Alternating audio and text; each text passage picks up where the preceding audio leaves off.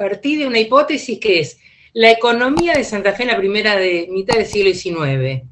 ¿Se desempeña o sigue una curva parecida, semejante a la de las economías prósperas de esa etapa?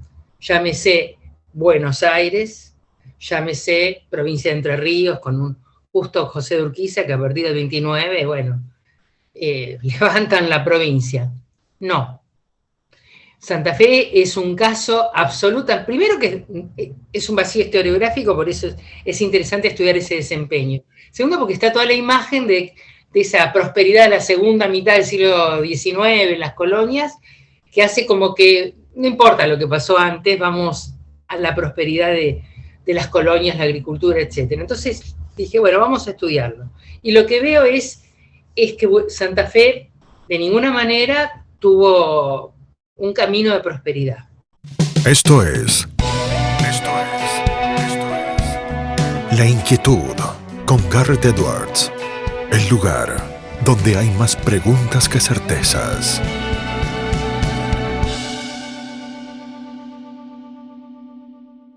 Damos vuelta de página aquí en La Inquietud por CNN Radio Rosario. Tenemos un enorme honor, placer y privilegio. Ella es profesora en Historia por la Universidad Nacional de Buenos Aires, es magíster en Historia por la Universidad de Calgary, en Canadá. Se desempeña como profesora titular ordinaria de Historia Económica y Social en la Facultad de Ciencias Económicas y Estadística de la Universidad Nacional de Rosario. Es investigadora adjunta del CONICET e integrante de la Red de Estudios Rurales, Red Prover, Instituto de Historia Argentina y Americana, Dr. Emilio Ravignani, de la Universidad de Buenos Aires, de la UBA.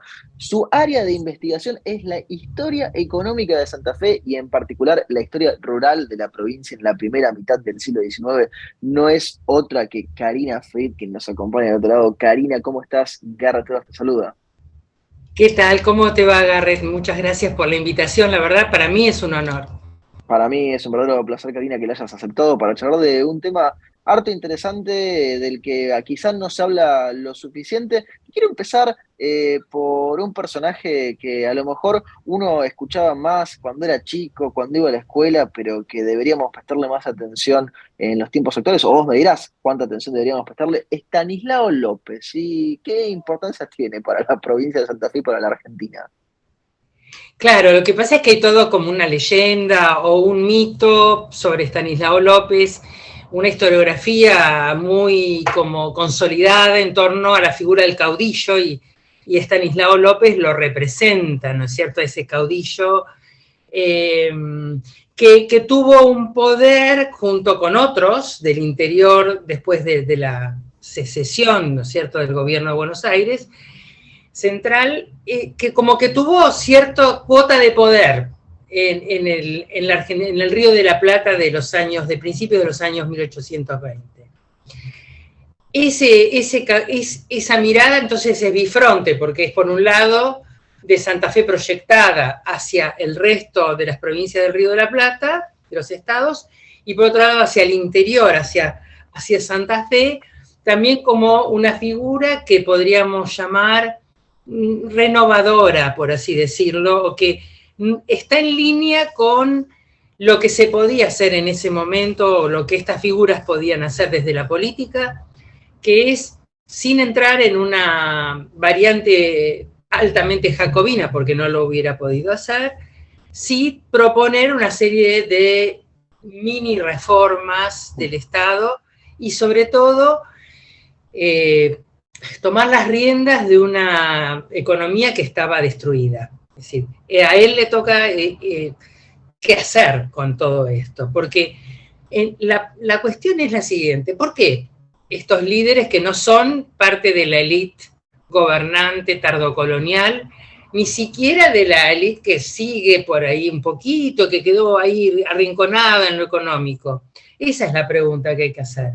¿Por qué estas figuras que son después se convierten en figuras que tienen mucha popularidad con la población, que saben negociar con distintos sectores, ¿no es cierto?, con los sectores más rezagados, con los indígenas, con las élites tardocoloniales y lo que quedaban de ellas, con los comerciantes? Bueno, es interesante preguntarse eso, porque en realidad él tenía esas cualidades de no pertenecer a los sectores dirigentes más encumbrados de la anteriores a 1815, sí podía como negociar con todos los demás. Por otro lado, es muy probable que lo que quedaba de la dirigencia de Santa Fe, tan acaudalada, tan próspera, tan enraizada y con tanta fuerza social, haya puesto un poquito a él en primer plano y ellos se quedaban en un segundo plano, ¿no? Bueno, a ver cómo arreglás vos todo este lío que tenemos, sobre todo el desarmado de la fiscalidad, el desarmado económico, que era muy grave. Entonces, un hombre que venía de las armas, porque había sido miliciano, de los blandengues, etcétera, podía resolver, a lo mejor con una cuota de poder armada, o representando ese sector armado, mejor las pocas opciones que tenían un gobernante entre 1820 y 1830.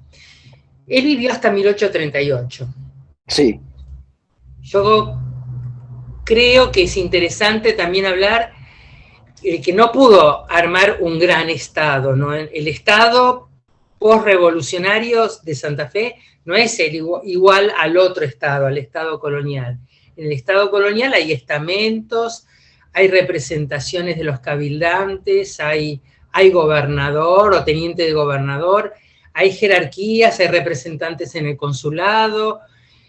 Es diferente. Este es un Estado más chico, mucho más chico, sobre todo que se enanca en las milicias, en el ejército, porque es muy necesario, y en una mínima administración, que es lo que pueden pagar. Hay novedades también. Sí, sí. Perdón, sí. Sí, por favor. Decime. No, por favor vos. No, lo que quería decir es que es un Estado muy chico, pero que tiene algunas novedades. Construye un hospital, hace una casa de resguardo de la aduana más grande, pero lo del hospital es muy importante, porque nunca, con la prosperidad que tuvo Santa Fe, nunca en el periodo tardocolonial o del siglo XVIII tuvieron un hospital. Se atendían en los conventos a los enfermos, o se hacía un lugarcito. Claro, no es lo mismo. No es lo mismo que el Estado tome esto. También hace algo con la educación pública. Bueno, pero los otros no lo habían hecho. Entonces, ese rasgo rioplatense, postrevolucionario de pequeñas nuevas instituciones está. Y el Cabildo se lo saca encima en 1833, ¿no? Sí, ahí termina. Por otro lado, se acabó. Se acabó. Y por otro lado, algo que hace es representar al Estado frente a la Iglesia. No la persigue, continúa existiendo los diezmos eclesiásticos, pero él tiene una política nueva que a lo mejor se reproduce en el interior de todo el Río de la Plata, pero él la hace, que es crear una iglesia más secular, o sea, que haya una iglesia de Santa Fe, que exista la catedral, la iglesia, una iglesia que responda más a él. A esa iglesia le da el diezmo. Era un Enrique VIII, en algún sentido ahí, con ese movimiento. Pero yo creo que se reprodujo, o sea, no tuvo ese carácter jacobino que tuvo en Buenos Aires, ¿no? Y ahí también hay una diferencia, en el interior, Buenos Aires, es decir, hay que tratar de distinguir un poquitito, no asimilar como que lo que sucedía en Buenos Aires se reprodujo automáticamente acá. No, acá él tenía que negociar con unos estamentos que eran muy religiosos y que además defendían y que era muy importante la iglesia en Santa Fe. Sin pelearse, en ningún momento hubo algún conflicto. Pero él crea el diezmo siempre se pagó, el diezmo eclesiástico desde Colonia. Pero es como que ahora él lo ordena al diezmo. Tiene muchos problemas para recolectar el diezmo, porque cuando se desordena la economía ya el diezmo es muy difícil. Ahí mencionaste Karina, a la economía, lo comentábamos en la presentación, te has especializado en estudiar la economía de la provincia de Santa Fe y en particular la de la primera mitad del siglo XIX. ¿Cómo era la economía de Santa Fe en ese momento? Después te quiero preguntar cómo es que se hace para estudiar todo eso, pero primero contanos Muy cómo bien. era. Bueno, lo primero que acá vuelvo es partir de una hipótesis que es la economía de Santa Fe en la mitad del siglo XIX. ¿Se desempeña o sigue una curva parecida, semejante a la de las economías prósperas de esa etapa? Llámese Buenos Aires, llámese provincia de Entre Ríos, con un justo José de Urquiza que a partir del 29, bueno, levantan la provincia. No. Santa Fe es un caso absoluta, primero que es un vacío historiográfico, por eso es interesante estudiar ese desempeño. Segundo, porque está toda la imagen de esa prosperidad de la segunda mitad del siglo XIX en las colonias, que hace como que no importa lo que pasó antes, vamos a la prosperidad de las colonias, la agricultura, etc. Entonces dije, bueno, vamos a estudiarlo. Y lo que veo es que Santa Fe de ninguna manera tuvo un camino de prosperidad. Al contrario, se hundió. Es algo que le pasa a Córdoba, es algo que le pasa a Salta, el interior profundo, el interior que estaba conectado con el Potosí, el Alto Perú y las Misiones, se cae. La única ventaja que tiene Santa Fe es que todavía sigue conectada o está mejor ubicada o localizada, tiene una renta de localización mejor que el resto de las provincias del interior para conectarse con las economías atlánticas, nada más, por la cercanía con Buenos Aires, el puerto de Buenos Aires. Entonces, lo que hice fue estudiar esos ciclos de la economía de Santa Fe, que es en realidad un largo ciclo de decadencia desde 1815-18, pero de caída del PBI fatal, de caer muchísimo. Mientras las demás provincias, Karina, las que mencionabas, crecían en ese periodo. No, el interior no creció. Ok, el interior, Buenos Aires sí. Solo Buenos Aires y Entre Ríos. Esas son las excepciones.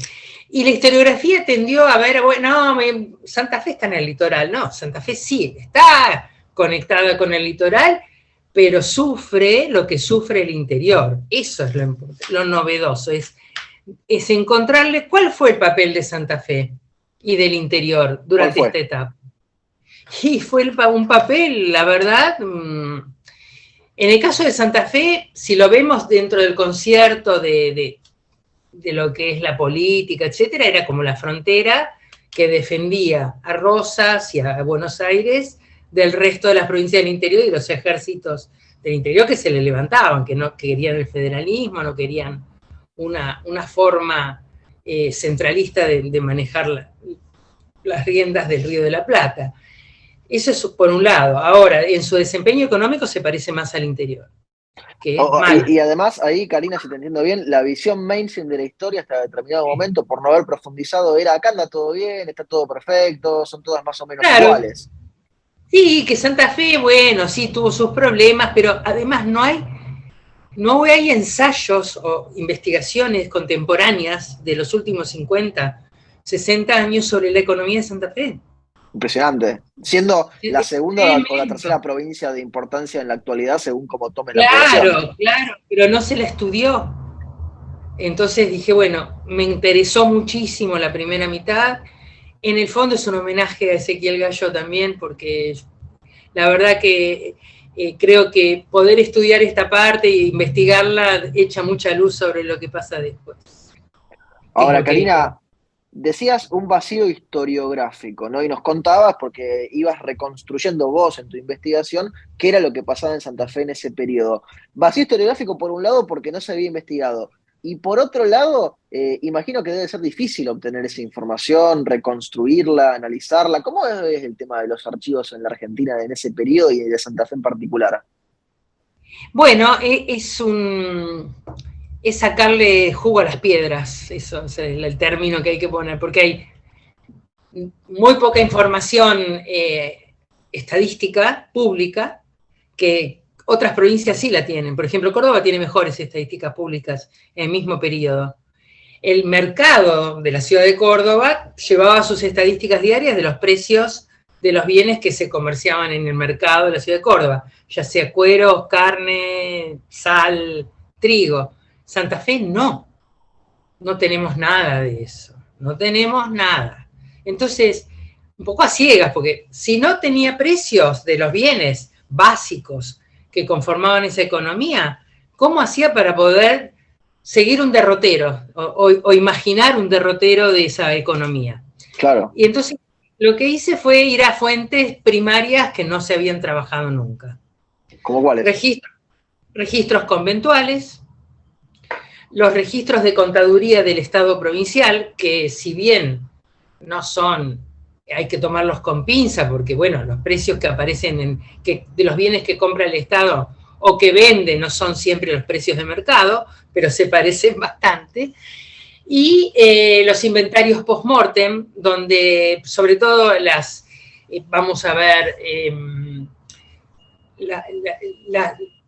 los almacenes, los pequeños comercios, cuando se moría el propietario, ahí tenéis una serie de bienes que son muy interesantes. Bueno, recogí todo eso. Fue un trabajo sumamente arduo, especialmente el de los registros conventuales, porque además la ¿Tuviste dieta que ir de los... ahí a cada convento o estaban guardados en algún lado? No, fui a cada convento. Impresionante. En Santa Fe, al convento de los franciscanos, que era bastante bueno el archivo, bastante bueno, pero estaba en estado deplorable. Y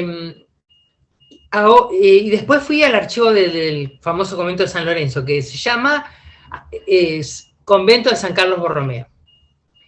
Y ahí sí por suerte, tuve la alegría de encontrar, bueno, también trabajé en el archivo del Museo Marc con los expedientes comerciales de la ciudad de Rosario, que para la década del 50 y principios del 60 son muy, muy buenos. Perdón, me queda otro más. Sí. El archivo del Departamento de Estudios Coloniales del Museo Garay de Santa Fe, el Museo Etnográfico, conocido como Museo Etnográfico, guardó todos los expedientes civiles de Santa Fe desde el siglo XVII. Entonces tomé los del siglo XVIII y temprano siglo XIX para ver si había salarios. En los expedientes civiles siempre hay menciones, bueno, yo a este le pagué, o cómo era el sistema de contratación. Era espectacular ver las declaraciones en juicios, cómo el juez preguntaba a los testigos, y qué le decían, y qué aparecen ahí como para que uno lo tome en cuenta. Así que, es decir, Karina, que hasta rearmaste lo que a lo mejor en varios empleos ganaba la gente en Santa Fe en ese momento. Claro, por supuesto. Por ejemplo, salarios rurales pude reconstruir para muchos años, no todos los años, pero bastante. De todo el periodo, en realidad arranco en 1790, aprovechando que mis fuentes eran desde 1790. Y llego hasta 1860. Salarios urbanos, albañil, peones de servicio de los conventos, no tanto los artesanos, porque en todas las ciudades coloniales y postcoloniales se mantenía la estructura del gremio. Entonces al peón, sí, cuando hay peón de albañil uno toma el salario, pero es muy difícil después al oficial. Hay igual un premium, hay una especie de skill premium que aparece, que lo podemos estudiar para ir viendo cuándo es que se acercan más los salarios. Si cuando hay más crisis, el salario del maestro albañil y el del peón se acercan más. Pero cuando no hay crisis, se separa más y aparece... Ahora, Karina, ¿había inflación en la Santa Fe de la primera mitad del siglo XIX? Hubo varios ciclos inflacionarios, cortos, pero hubo. Y lo peor es que lo que aumentó más fue la carne, que era el principal bien de consumo. Ahora, era tan barata antes de estas inflaciones de 1818, yo te marco 3 ciclos, 1818, sí. 1823, 24, todavía era cara. 1834, 1933-34, después de la gran sequía, porque al principio, claro, se iban muriendo las vacas, las vendían a cualquier precio con tal de sacárselas de encima, y después, para reconstruir el plantel, se hacían más caras.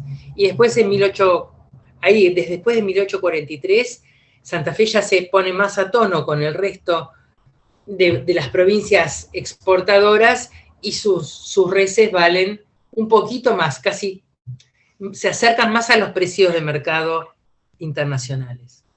Karina, hablábamos recién de los archivos, ¿no? Y nos contabas un poco de lo que había sido el periplo para ir juntando la información para después poder trabajarla y analizarla de tu parte. ¿Cuán bien preservados, cuán difícil de acceso son los archivos en la Argentina? Porque digo, tengo entendido, yo no soy historiador, soy abogado, que el historiador y el archivo van de la mano, es decir, el historiador necesita el acceso al documento, a la fuente, al origen.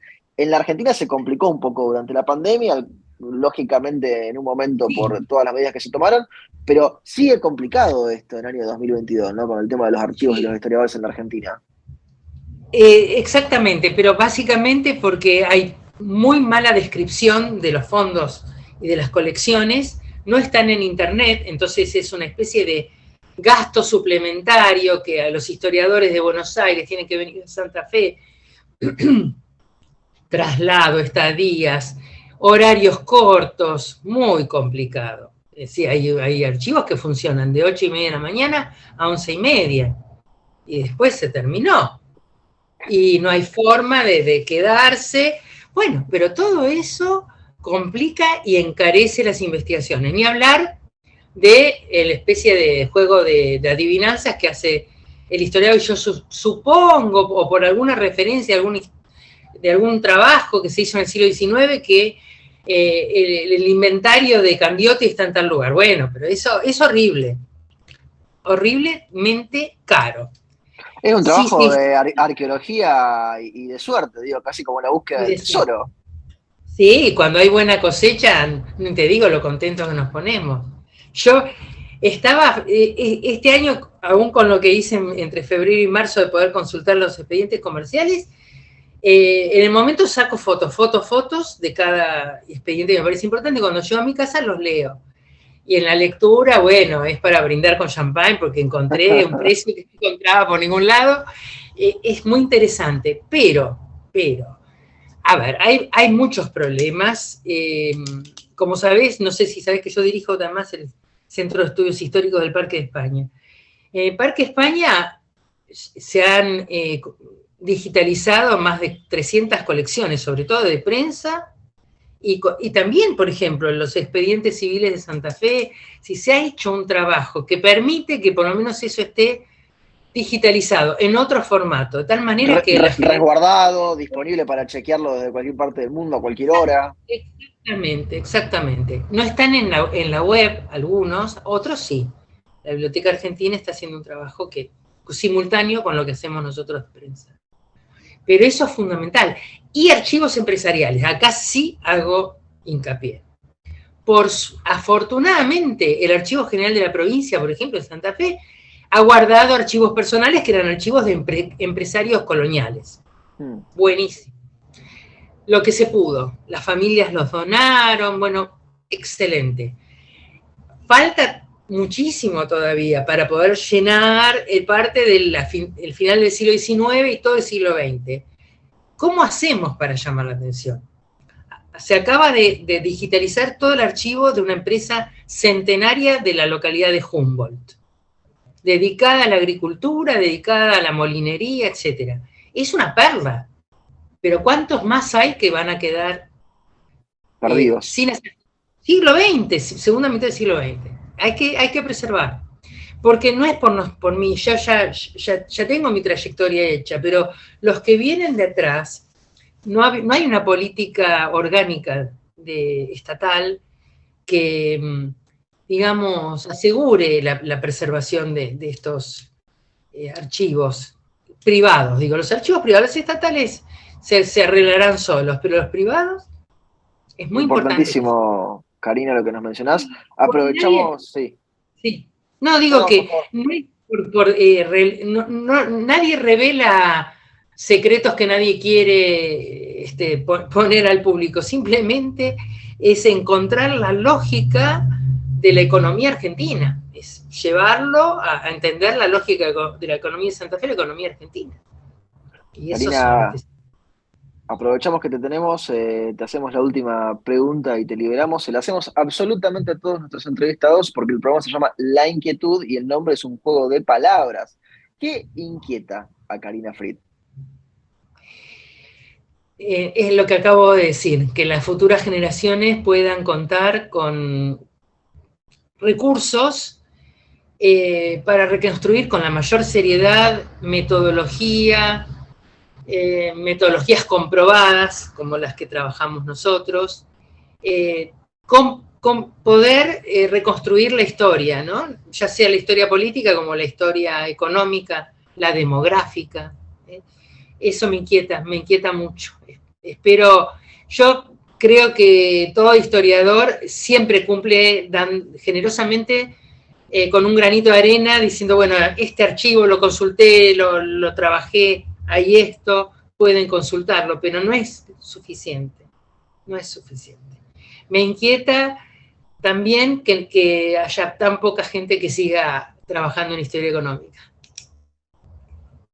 La historia económica es muy importante y como es ardua, necesita evidencia empírica muy fuerte para poder demostrar algo, un resultado X, incluso un cociente. Se necesita mucha evidencia empírica, se necesita mucha paciencia. Y la paciencia es es la base de una buena tesis doctoral, de un buen trabajo de investigación, de un trabajo válido, que se compare con trabajos del exterior y que tenga que ver con las metodologías que se siguen internacionalmente, aunque después las readaptemos. Eso es lo que me inquieta. Karina, te agradecemos enormemente el tiempo que te has tomado para charlar con nosotros y con nuestra audiencia. Te mandamos un fuerte abrazo. Muchas gracias, Garrett. La verdad para mí fue muy agradable poder conversar contigo. El placer fue mío. Teníamos a Karina Fried aquí en La Inquietud por CNN Radio Rosario. Esto fue La Inquietud con Garrett Edwards. Síguenos en redes sociales y en www.edwards.com.ar.